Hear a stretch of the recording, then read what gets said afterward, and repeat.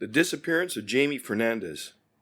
Welcome to Ontario Cold Cases, Canada's True Crime Podcast. I'm your host, Jay Nickel of Nickel Investigations. Today we're stepping into a mystery that has haunted the small town of Port Perry, Ontario, for nearly 3 decades. It's a story of a young mother who vanished without a trace, leaving behind a son, a grieving family, and a community forever changed. This is a case of Jami Charlene Furnandiz.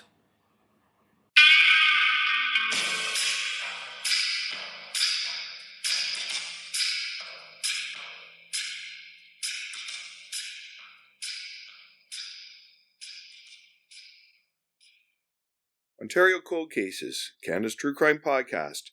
It's a gripping true crime podcast uncovering unsolved murders, disappearances, and forgotten crimes from Ontario and beyond.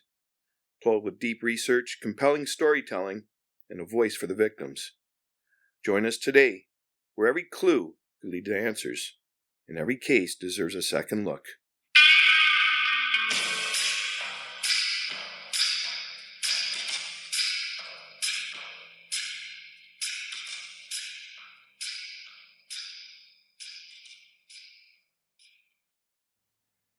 It was a crisp autumn morning on October 15, 1997, when 18-year-old Jami Furnandiz began her day like any other.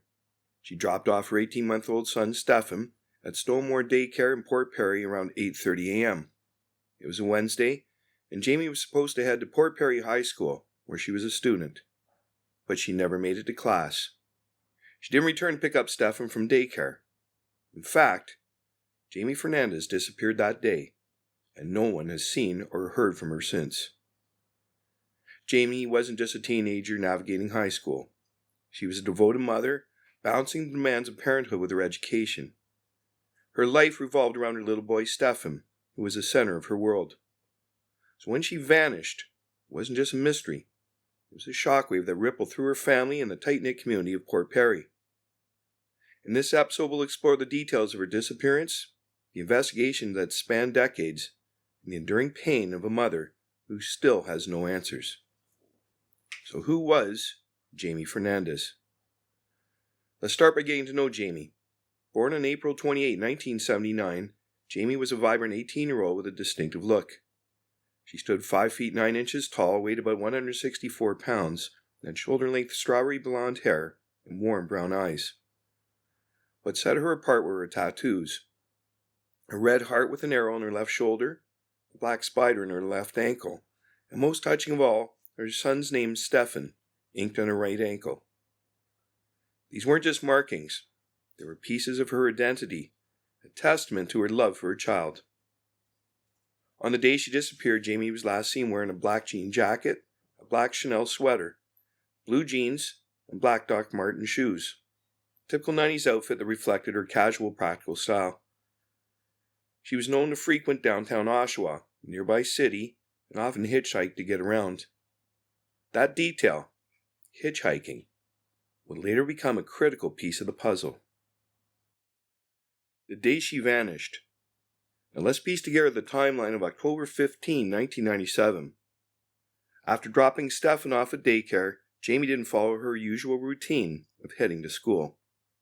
Instead, it's believed she hitchhiked to Oshawa to spend the day with friends in a rooming house on Colburn Street. Some reports suggest she was there until around 3:30 p.m., when she left to hitchhike back to Port Perry. But she never made it home. She didn't pick up Stefan, and she didn't show up for her classes the next day. Jami had simply vanished. Here's where things get complicated. While some sources, including online discussions, support the idea that Jami was in Oshawa that day, not all official reports confirm this. The Durham Regional Police Service is being cautious about endorsing this timeline, which leaves us with a critical question. Did Jami make it to Oshawa, or did something happen to her closer to Port Perry? It's a gap in the story that's frustrated investigators and armchair detectives alike. Hitchhiking was a regular part of Jami's life. In the 1990s, before smartphones or rideshare apps, it was common, if risky, way to get around, especially for a young woman without a car. But that vulnerability raises chilling possibilities. Did Jami accept a ride from the wrong person? Did she encounter danger on the road between Oshawa and Port Perry? Or did something entirely different unfold that day?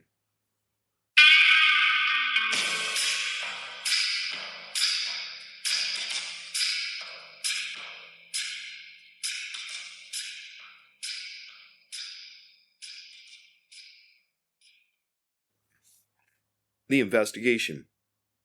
The Durham Regional Police Service took charge of Jami's case, with Detective Doug Parker playing a key role over the years.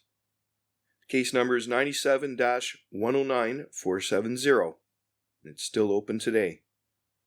But despite extensive efforts, interviews, searches, and appeals to the public, no significant leads or suspects have emerged. It's as if Jami stepped off the face of the earth, leaving investigators with nothing to grasp onto. Over the decades, the police have revisited the case multiple times, hoping fresh eyes or new technology might crack it open. In 2018, there was a brief flicker of speculation when Adam Strong, a man accused of murdering two other women in Oshawa, Rory Hash and Candace Fitzpatrick, came under scrutiny. Could there be a connection? The public wondered, but Durham police were quick to shut it down, stating there was no linkage to Jami's disappearance.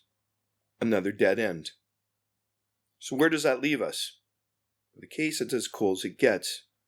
Nearly 30 years old with no answers in sight.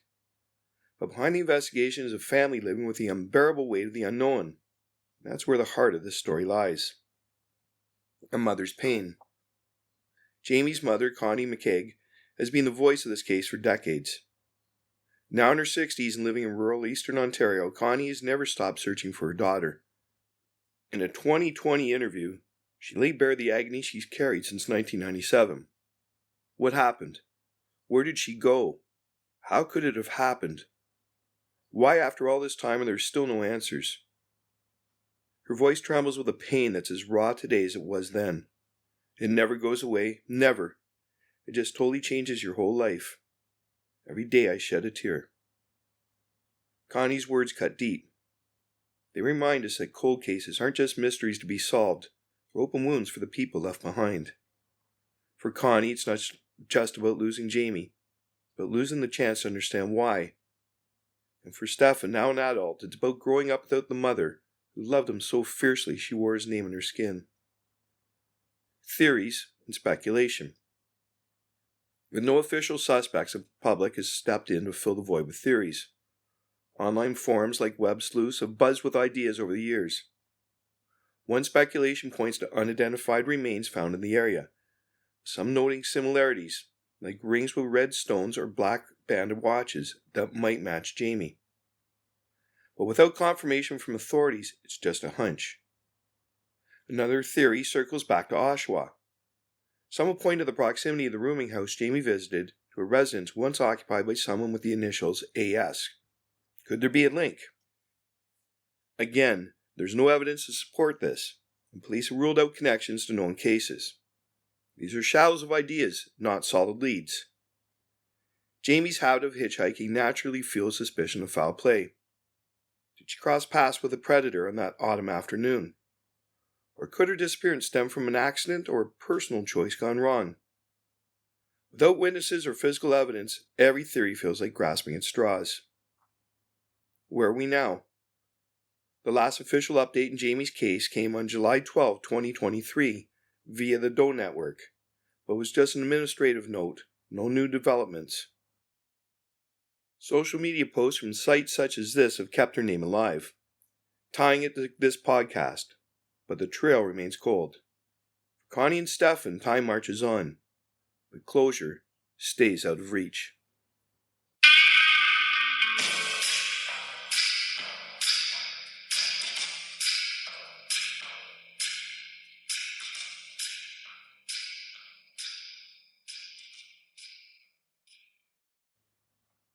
A call to action. So what can we do? How do we help bring answers to Jami's family? It starts with you, the listener. If you were in Port Perry or Oshawa in October 1997, think back. Did you see a young woman matching Jami's description? 5 feet 9 inches tall, strawberry blonde hair, tattoos, wearing a black jean jacket and Doc Martens. Did you notice anything unusual that day? Even the smallest detail could break this case wide open. If you have information, please contact the Durham Regional Police Service at 1-888-579-1520 or Crime Stoppers at 1-800-222-8477. Crime Stoppers is offering up to $2,000 for tips leading to an arrest. You can stay anonymous, but you could change everything. Jami's story is more than a cold case. It's a reminder of how fragile life can be and how much we rely on each other in small communities like Port Perry. Her disappearance shattered a sense of safety. It's up to us to keep her memory alive, to keep asking questions, to keep pushing for the truth. So as we close this episode, I want you to hold on to this. Cold cases often turn on a single moment, a memory someone didn't realize mattered.